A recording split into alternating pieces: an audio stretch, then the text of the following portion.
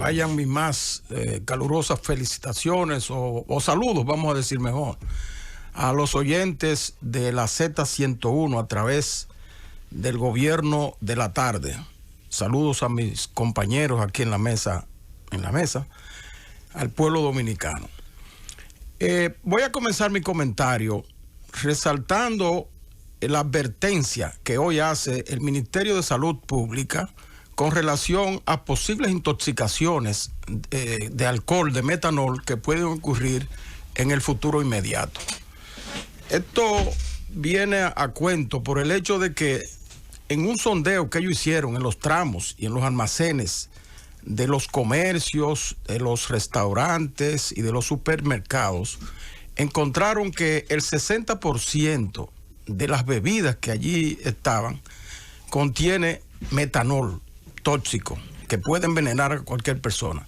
Eso significa que hay un gran stock en los comercios todavía que tienen este componente venenoso y que pueden causar muertos y afectados en un tiempo que todavía puede ser hasta de un año. Entonces, por el hecho de que se haya firmado, se haya hecho un acuerdo institucional para tomar una serie de medidas en el día de ayer en contra del metanol, no significa que ya este problema se resolvió. Tenemos que estar atentos porque todavía hay muchas bebidas adulteradas en los establecimientos comerciales que pueden ser consumidas por las personas. Entonces, en ese sentido, el llamado es a la mesa de vigilancia que se creó, que encabeza Proconsumidor, para que continúe ese proceso de decomiso de todas esas bebidas que todavía quedan en los almacenes de los comercios, para evitar que haya muertes futuras por este concepto. La otra parte que quiero referirme es con relación al Código Penal. El proyecto de Código Penal que viene a sustituir el viejo, que tiene más de 100 años, de 1885, ayer se aprobó en primera lectura.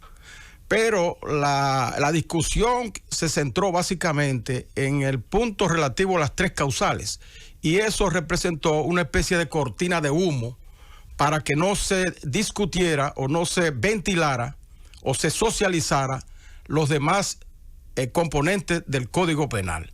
Y entonces ahora resulta que la FINJU, la Institucionalidad de Justicia, la Fundación Institucionalidad de Justicia, saca a relucir el hecho de que las penas por cometer actos de corrupción apenas alcanzan de 2 y 3 años, y pide que se corrija esa situación. Afortunadamente, la Cámara de Diputados envió este proyecto, después de aprobarlo en primera lectura, a la Comisión de Justicia. Entonces, una sugerencia que nosotros le hacemos a esa comisión, que se tome su tiempo, que no vaya con premura, porque el asunto de las tres causales no permitió esto del aborto, y los que están en contra y los que están a favor, todas estas discusiones, no permitieron que este proyecto se socializara lo suficiente.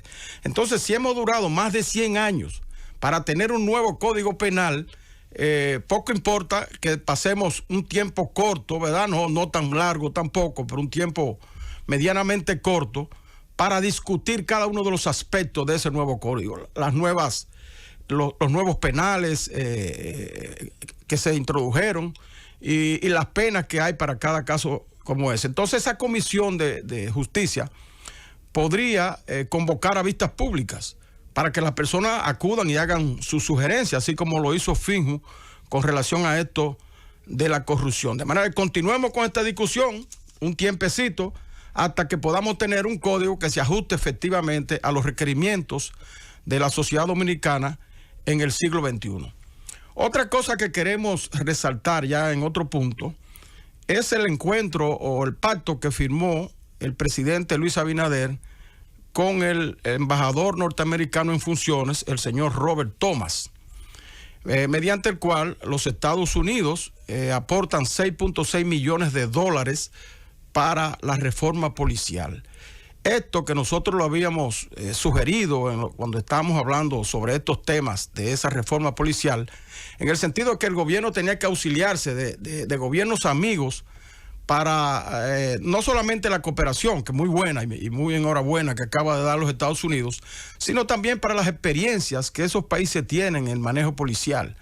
que en la mayoría de los casos, y en el caso de Estados Unidos es mucho mayor, pues tienen más experiencia que nosotros y son policías más tecnificadas.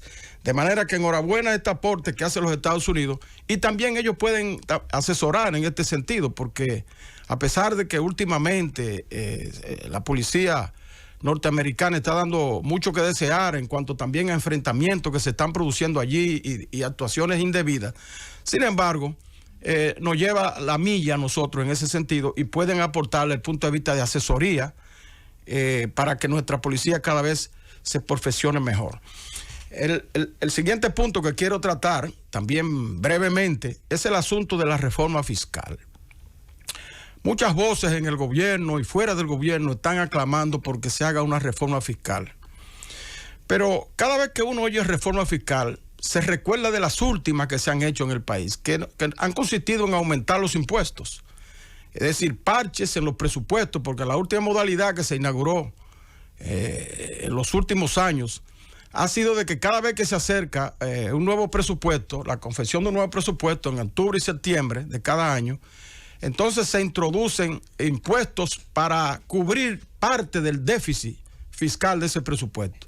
Eso es lo que se ha hecho. Entonces son parches que se ponen de manera ocasional. Ya el último parche que se quiso poner en el mes de septiembre fue fallido.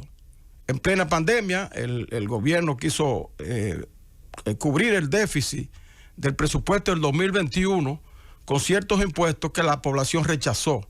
Y afortunadamente el presidente oyó ese reclamo de la población y retiró poco tiempo después, a principios de octubre, esos impuestos del Congreso y no se llegaron a cristalizar. Ahora se está haciendo el mismo reclamo para el presupuesto del 2021. Sin embargo, yo quiero decir lo siguiente. En la República Dominicana en los últimos años solamente se ha hecho una reforma fiscal integral. Y se hizo en el 1992. Tuve el privilegio de ser senador en esa época y participar activamente en esa reforma integral. Y quiero decir que esa reforma del 92 es la que ha garantizado, la plataforma que ha garantizado el crecimiento económico sostenible de la República Dominicana año por año. Desde 1992 hasta la fecha, con excepción del 2020, ¿verdad? Por asunto de la pandemia, la República Dominicana ha venido creciendo en un rango de mayor que un 5 o un 6% en su Producto Bruto Interno. Eso significa que esa plataforma que se creó de cobro de impuestos y reforma en todos los órdenes garantizó ese crecimiento. Ahora, ¿en qué se basó esa reforma fiscal integral? Básicamente en bajar los impuestos y en desenredar toda la madeja de impuestos que existían en la República Dominicana, hacer simplificar el sistema de cobro impositivo y con excepción, ¿verdad?, del ITEVI, que en ese momento del 92 era de un 6%, el ITEVI que se había inaugurado en 1983 con un 6%, en esa reforma del 92 se aumentó a un 8%, pero era un aumento prácticamente imperceptible, porque ese ITEVI solo grababa algunos productos industrializados, no llegaba con la universalidad que llega en la actualidad y no afectaba tanto la actividad económica. Bueno, pues ese ITEVI se ha convertido en el principal impuesto de la República Dominicana, el impuesto indirecto que afecta a todo el consumo, pero se ha ampliado más con otros productos. De manera que la exhortación que yo le podría hacer al gobierno en el sentido de que no tome la presión de esos sectores de hacer un parche fiscal nuevamente, porque en primer lugar la población no lo va a aceptar de nuevo. En medio de esta pandemia, ahora pandemia y un poco post-pandemia, es decir, la crisis se va agudizando cada día más porque salimos de la resaca de todo ese desempleo y de todos esos efectos negativos que produjo la pandemia del COVID, o que está produciendo la pandemia del COVID en la población, de manera que no es un momento adecuado para tomar parches fiscales. El gobierno tiene que resistir, tiene que buscar ingresos por otro lado. Todos sabemos que los ingresos, los gastos del gobierno no son lo deseable. Se habla un 16% del PIB cuando el promedio en América Latina es de un 24%. Estamos muy por debajo. Se habla de una presión tributaria aquí de un 14%, que siempre yo oigo hablar de eso, de una presión tributaria baja, cuando el promedio es de 24 en América Latina, pero no reparan eso que hablan de presión tributaria baja, en que aquí hay una serie de impuestos indirectos que tienen que enfrentar la población por insatisfacción de los servicios públicos. Aquí la gente tiene que pagar directamente la educación de sus hijos en colegio privado, una gran parte, vamos a decir la clase media, que no es la clase media alta, también la clase media media y mucha clase media baja, tiene que pagar ese impuesto indirecto a través de pagar la colegiatura de sus hijos, pero conjuntamente con todo lo que lleva esa colegiatura, ¿verdad? Material escolar y esas cosas. Pero eso mismo pasa con el sistema de agua potable, por ejemplo. Aquí no se concibe una vivienda, sino hay que construir una cisterna y después de la cisterna hay que tener un motor que suba el agua y con el consecuente consumo de energía. La misma energía eléctrica que ahora, gracias a Dios, tenemos un compás en cuanto a los apagones en la mayoría de los lugares del país, porque hay otros lugares que todavía se les castiga con esos apagones, pero la gente entonces tenía que tener una planta en su casa, la industria. Si usted va a instalar una industria, tenía que comprar también una planta. De manera que son cargas en la salud, lo mismo. El Estado todavía no está en condiciones de ofrecer salud universal a toda la población. Lo ha intentado con la seguridad social, pero fíjense el desastre en que eso se ha convertido con esto de las AFP y las ARS, que no han jugado un papel adecuado en cuanto a ofrecer la seguridad social con cierta seguridad.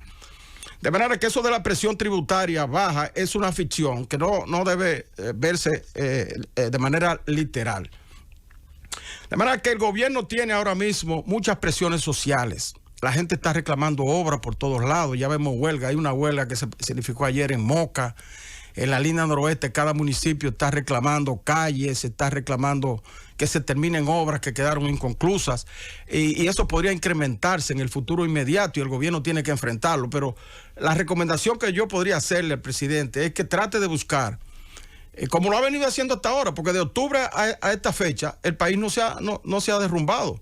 Cuando se querían introducir los parches tributarios, el país ha seguido prácticamente igual, porque el gobierno sabiamente ha disminuido gastos superfluos, ha estado buscando mayor calidad en el gasto público, ha disminuido también gasto burocrático de viajes, una serie de cosas que ha sido muy importante. Pero el presidente tiene que seguir buscando la forma de ingresar recursos para posponer esa reforma o esos parches fiscales hasta que podamos hacer una reforma tributaria integral al estilo de la que se hizo en 1992. Para eso el gobierno tiene que buscar técnicos que hagan este proyecto, y técnicos fuera del gobierno, que conjuntamente con los que están adentro puedan hacer un proyecto integral y luego socializar ese proyecto en la sociedad civil, en los empresarios, a través del CES, si quiere, el Consejo Económico Social, con los partidos políticos que tienen representación en el Congreso Nacional, y entonces lograr que se apruebe este proyecto integral que deshaga la madeja tributaria que existe en el país, como señala el Banco Interamericano de Desarrollo, y que pueda el ITEBI universalizarlo y no favorecer, como en la actualidad está favoreciendo, a los sectores más poderosos con el asunto de las exenciones. De manera que esperamos que el gobierno resista, que pueda buscar vender activos del gobierno, si es posible. Ahí están todas esas acciones que están en FONPER, de las empresas capitalizadas. Pueden salir de muchas de ellas, o lo mismo que Punta Catalina, a ver cómo se comercializa, y el gobierno puede tener ingresos para aguantar la situación hasta que pueda hacer esa reforma integral, que pueda tener para el país impuestos simplificados y una equidad tributaria que garantice ya una nueva oleada de crecimiento en la República Dominicana. Adelante, Kelvin.